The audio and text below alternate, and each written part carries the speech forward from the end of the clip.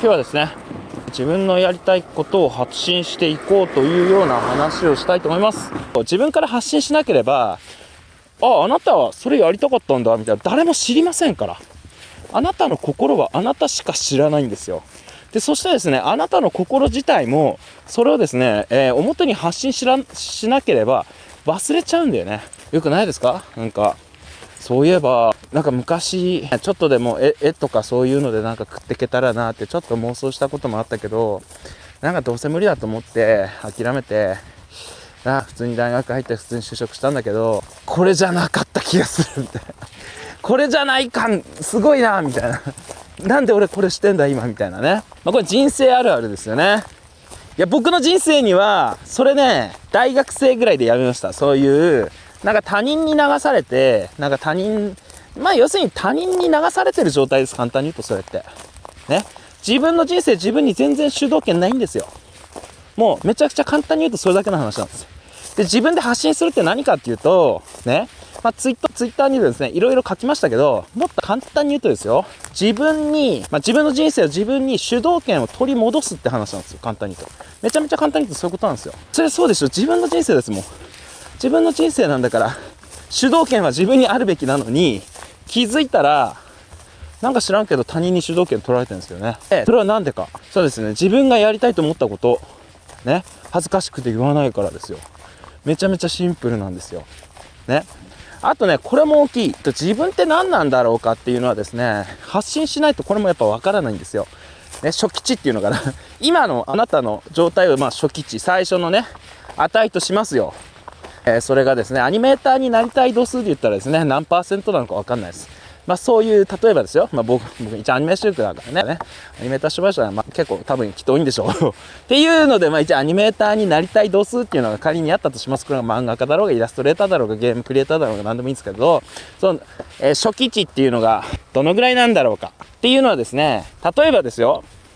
全くそういうことにですね詳しくない、自分の友達だったり親戚だったり親御さん知人ねに聞いたところでですね、自分の初期値って分かると思いますが、素人目から見ての予想っていうのもこれもね、あながちバカにしたもんじゃないんですけれど、やっぱりね曖昧ですよね。何が必要で何が足りてないのかね、同じことかね、これは曖昧なんですよ。だけどこれがですね、その現場実際のお仕事してる人からしたらもう明確なんですよ。いやー、これだとこれが足りないね。いやでもむしろ今このぐらい君ぐらいの能力であればこのぐらいやれてるってことは何かになるかもしれないねみたいなね。そうバカにしてくる人がいたと仮にしますね。その時に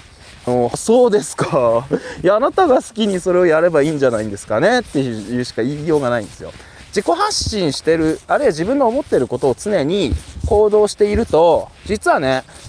自分の値っていうのかな、自分のさっき言ってた初期値、皆さんからしたら初期値かもしれない。僕は途中の中間地点の値、自分がどんなもんなのかっていうことが分かってたら、仮に誰かにバカにされたりなんか足を引っ張られたとしても痛くも痒くもないんですよね。そうだってどうでもいいじゃん。あなたはそう評価するんですね。でも僕はそう自分のことを評価しません。じゃあそれだけそれだけなんですよ。だからさっきも言ったよね、自分で発信していくこと、自分の思ってることを言っていくこと、自分のやりたいと思ってることを言っていくことっていうのは、簡単に言うとですよ、自己肯定感ってやつですね。なんだろう、自己肯定感ってそういうものがあるとすればですね、やっぱ自己肯定感上がるんですよ。自分のやりたいことっていうのがね、はっきり発信してれば、僕はこういうのをやりたいんです。でそれはですね、実はレベルの差はないんですよ。関係ないんですよ。レベルっていうのは、社会的地位っていうのはなんだか知らんですけれど、世の中的に要するにその人が稼いでるのか稼いでないのか、偉いのか偉くないのかね、世の中的な評価なんか関係ないんですよ。実はね、自分はこれやりたいんです。でこれをやってますっていう人はですね、もう最強なんです。ある意味もうその時点でもうその人をね止める何者もないんですよ。やりゃいいんです。それはね、ただそれだけなんですよ。その人は楽しいんですよ。なんでかっていうと、自分が何をしたいのか、そしてそれを今やってる、何の矛盾もないんですよね。自分のその中で矛盾がないんですよ。自分の思い込みの打破ってどっから始まるのって言ったらですね、結構ね、何を恥ずかしいと思うか思わないか論からね、案外始まるんですよ。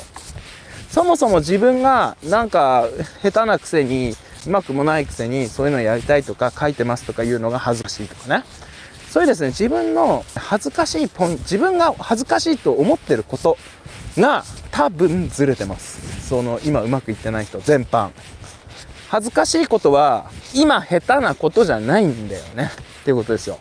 むしろ今下手なことじゃなくて、自分のやりたいこととか自分の気持ちをですね、表に出さずに隠し続け、自分に対しての偽りですよ、簡単に言うと。自分に対して偽り続けてる今そのものが恥ずかしいのであって、今下手なことっていうのは結果論なんだよね。そんなのはある程度ですよ、数をこなしたりある程度ちゃんと学んだら解決できていくはずのことなんだけれど、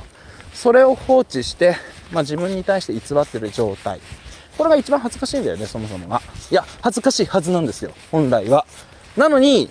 そういうのをやりたいって言ったらバカにされるんじゃないか。仮にですよ、それをバカにしてた人たち、ちょっと見てください。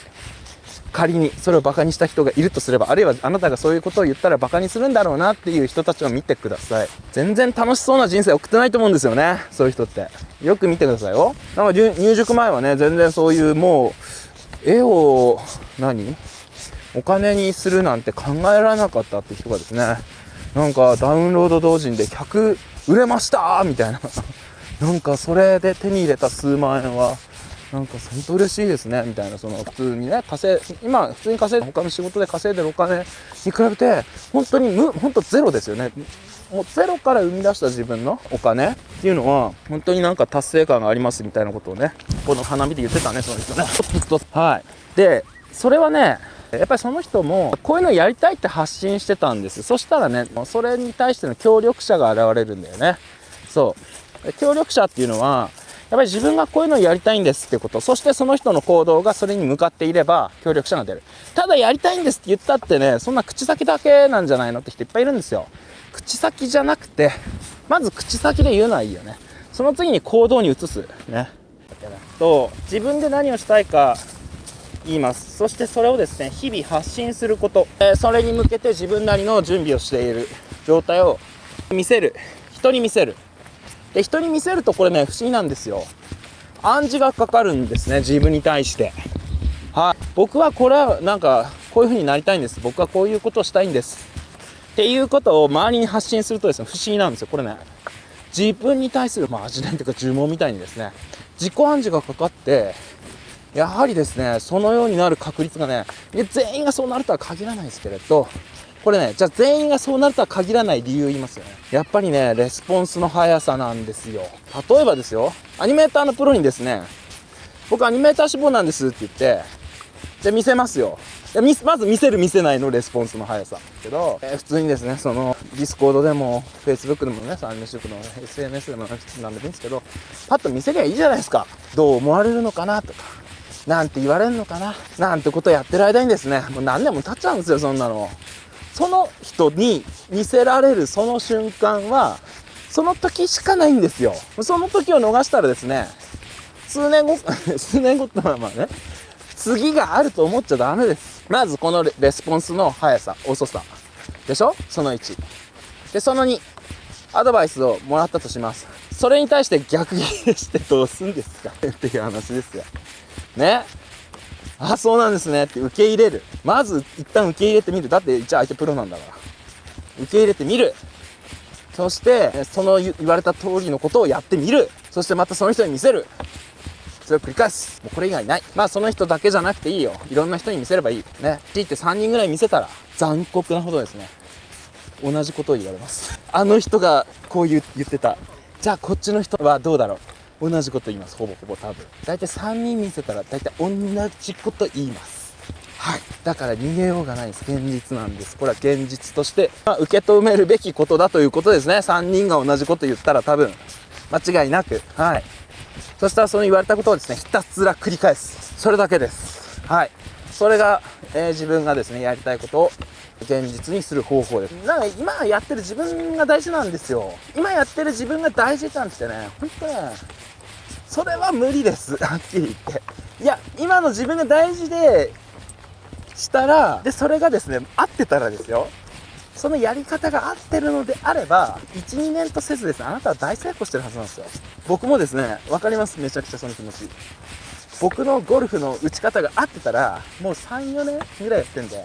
う相当上手くなってなきゃいけないんですけど、まあそんな上手くなってないですよね、正直ね。ってことはですね、残念ですね皆さんね、残念でした。僕も残念です。そのゴルフではね残念でした。そのやり方間違ってるんですよ、根本的に。はい、残念でした。はい、すいません。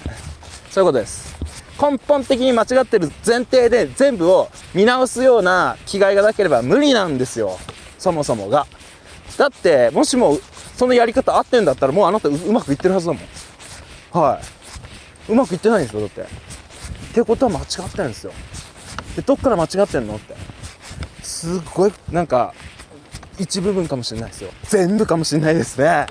はいね、見直すしかないですよね。で自分で見直す方法ってねなかなか無理なんですよ。自分で見直すっていうことさえも他人からインストールする必要があるんですね。絵にしても何にしても、こういうところ気をつけた方がいいよとか、ああいうこと考えた方がいいよっていうことさえも他人からインストールするんですよ、やっぱり。いや自分でですね全てがもう見抜けて洞察できてしまう人もたまにいる。そういう人はですね、ほぼ自己流でね勝ち上がれる人もいるんですけど、やっぱ今時ですね、こんだけ情報がある時代になって、やっぱりね自分のうまくいくであろう確率を上げるためにはですね、やっぱり、人に聞くっていうのはですね、自分がこういうことをやりたいんですけど、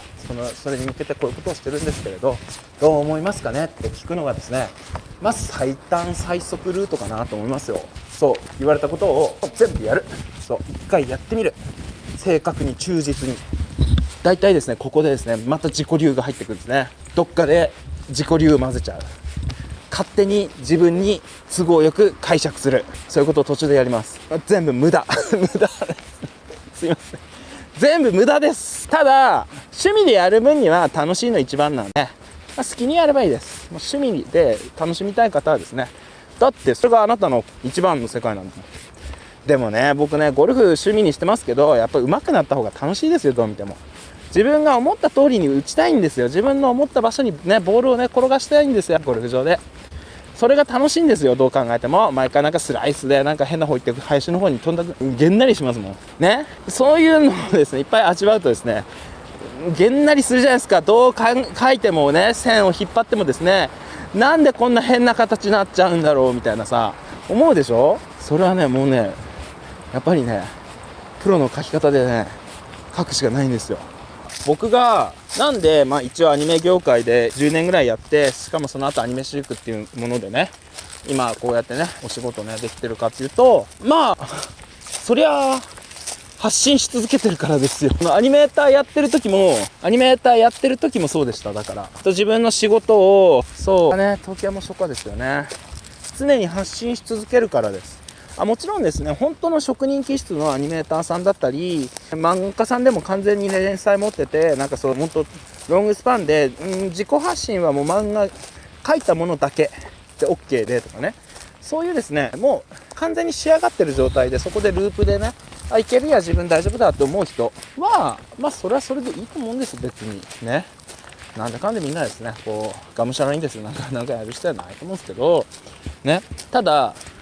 これからですね出ていきたいですよ、世の中にね発信、自分がね表舞台に立ちたいよという人はですね、これはやっぱりねいろんなテレンテクドありますけれど、発信力を上げるっていうのはですね大きなことだと思います。人って掛け算のスコアなんですよ。画力、